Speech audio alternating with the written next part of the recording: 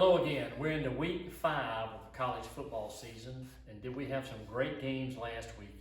I think a game that captured everybody's attention was Arkansas upsetting Texas A&M in Arlington, Texas, and also North Carolina State upsetting Clemson in Raleigh. 2 games that will go a long way to deciding the divisional champions in each side of that. We've got a great slate of games this week in the SEC and the ACC.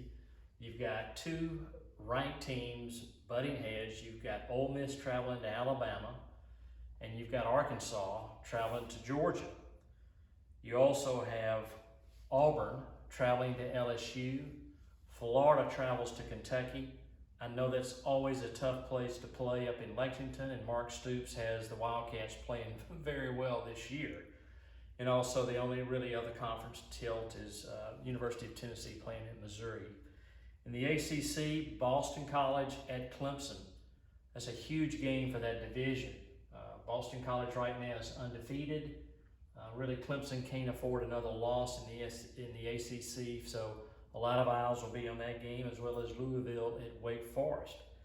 There are a couple of other really nationally prominent games. Cincinnati travels to Notre Dame, and Baylor travels to Oklahoma State. So a lot of things will develop. You can see on our board here some big games. And again, on the West, this Alabama-Ole Miss game is really going to be the headliner.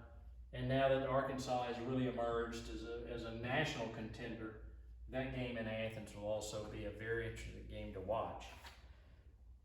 On the chamber leadership trip, I'm fortunate enough to participate in a trip with about 100 other leaders in the community to travel to St. Louis to partake in an evaluation of an area to where we're trying to learn from other cities that have done great things downtown in their communities. You look at a lot of communities that have really invigorated the downtown environment.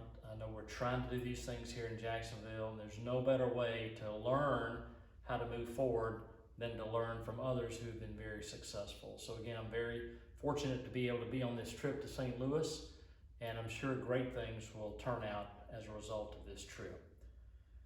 At this time, I'm gonna throw it to our staff to talk about our charities. I know this is a big part of our organization. Sometimes it doesn't get the attention it deserves, but we have so many great things going on in the community, and now let's listen to a few words about that. Hey, I'm Kayla. I'm the Marketing and Charities Manager for the TaxSlayer Gator Bowl and Gator Bowl Charities. I'm excited to be back this week to tell you about a new initiative that just launched this afternoon called the MVT program, standing for Most Valuable Teacher. We're partnering with FIS and the College Football Playoff Foundation to give away to 10 teachers $1,000 a week for the remainder of college football season. We're so excited to honor local teachers and thank them for all the hard work that they do for students throughout our community. So teachers can nominate themselves. You can click down below or visit TaxSlayerGatorBowl.com/MVT.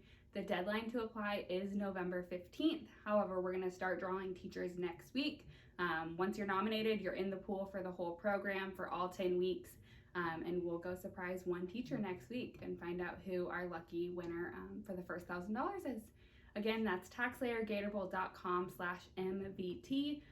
Tell all your teacher friends. And then once again, want to mention the Gator Bowl Charities Award of Excellence Scholarship presented by Wells Fargo. The application opened last week. So if you are a senior in the class of 2022, a student athlete involved in your community and extracurriculars, visit TaxSlayerGatorBowl.com/scholarship to apply. Back to you, Greg. Thanks for the update. It's great stuff going on in our community operations. Also, Pick'em is due Thursday at 7 p.m. Bob Booth, a committee member, won for the 2nd week in a row. So I'd be hanging around Bob if you want to have some good luck with lottery or things of that nature. And the public winner was Frank Giassi Jr. So congratulations to Bob and Frank for their ability to pick the right way on week 4. Don't forget to vote on the Bowl Play of the Week each week on Twitter. Our volunteer platform opens on Monday, so we really want to encourage our local community to volunteer for so many things that happen during Bowl week. And as you'll see, plenty of opportunities. We welcome those that want to help us provide a fantastic environment for our game, which will be December 31st at 11 a.m. Televised by ESPN. So a lot of great things leading up to that, but we really need volunteers to step up and really help us make this a great weekend. As always, for your questions, please let us know. You can either email us, text us, or call us. We're always available to answer any questions you may have about the TaxSlayer Gator Bowl. And let's have a great week in week number 5 of college football.